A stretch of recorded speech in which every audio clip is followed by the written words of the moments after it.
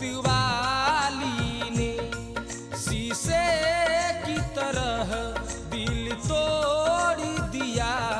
एक भोली सूरत वाली ने मुझे प्यार किया और छोड़ दिया। मुझे प्यार किया और छोड़ दिया। एक भोली सूरत वाली ने शीशे की तरह दिल तोड़ दिया। ये लड़की जिन्स वाली ने शीशे की तरह दिल तोड़ दिया। ये लड़की जिन्स वाली ने।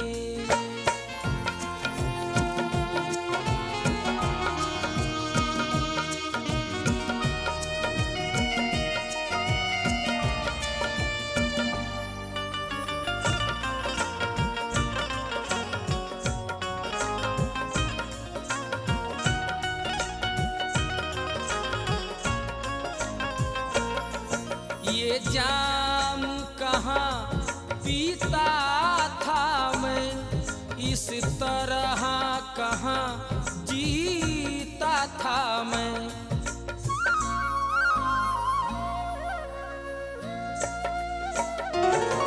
ये जाम कहाँ पीता था मैं, इस तरह कहाँ जीता था मैं।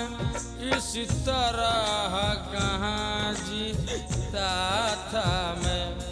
मुझे गम के सहारे जोड़ दिया। एक भोली सूरत वाली ने शीशे की तरह दिल तोड़ दिया। ये लड़की जिन्स वाली ने।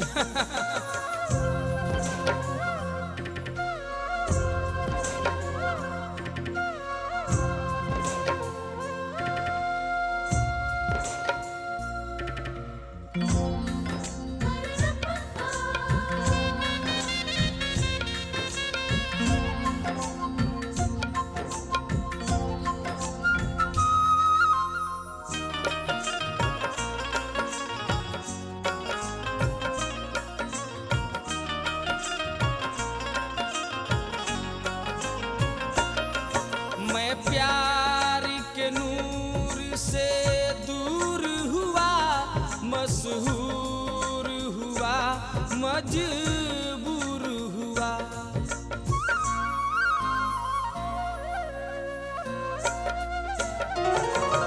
मैं प्यार के नूर से दूर हुआ, मशहूर हुआ, मजबूर हुआ। मशहूर हुआ, मजबूर हुआ।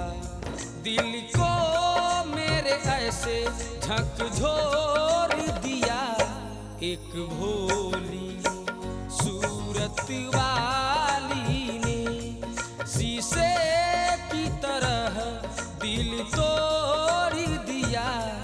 ये लड़की जिन्स वाली ने।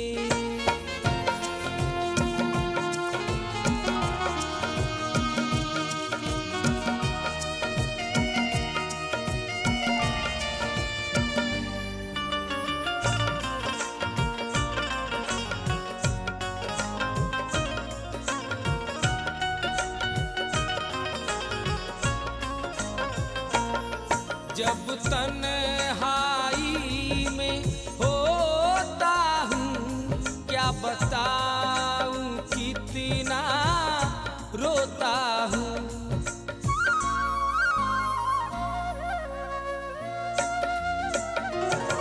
जब तन्हाई में होता हूँ, क्या बताऊँ कितना रोता हूँ। क्या बताऊं कितना रोता हूँ। जीवन को विरह में मोड़ दिया। एक भोली सूरत वाली ने शीशे की तरह दिल तोड़ दिया। एक भोली सूरत वाली ने मुझे प्यार किया और छोड़ दिया। मुझे प्यार किया और छोड़ दिया। एक भोली सूरत वाली ने शीशे की तरह दिल तोड़ दिया। ये लड़की जिन्स वाली ने शीशे की तरह दिल तोड़ दिया। ये लड़की भोली भाली